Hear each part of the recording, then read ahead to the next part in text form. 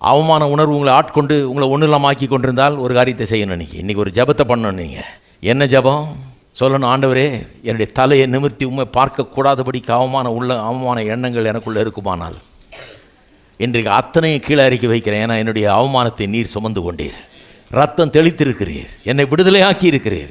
இந்த அவமானத்தில் வாழ்ந்து என்னை தோற்கடித்து கொண்டிருக்க மாட்டேனுமே, வெற்றியில் வாழ்வேன். உடைய ரத்தத்தை என்னுடைய இருதயத்தில் பூசுகிறேன், என்னை சுற்றி தெளிக்கிறேன். இயேசுவின் நாமத்தினாலே எனக்கு இன்றைக்கு விடுதலை உண்டு என்று வாயத்திறன் சொல்லுங்க. இயேசுவின் ரத்தம் தெளிக்கப்பட்டவர்கள் நீங்கள், விடுதலை ஆக்கப்பட்டவர்கள் நீங்கள், புது மனிதர்களாக இருக்கிறீர்கள். தலையை நிமிர்ந்து அவரை பார்க்க முடியும், கேட்டது கிடைக்கும், சொன்னது நடக்கும். இயேசுவின் நாமத்தில் வெற்றியும் ஜெயமும் உண்டாயிருக்கும். அதுதான் கிறிஸ்தவ வாழ்க்கை. தலை குனிஞ்சே வாழ்ந்துட்டு இருக்கக்கூடாது, தலை நிமிர்ந்து வாழ வேணும், தைரியமாக ஜெபிக்க வேணும், தேவனுடைய பிரசன்னத்தில் தலை நிமிர்ந்து வர வேண்டும். எத்தனை பேரை செய்ய போகிறீங்க?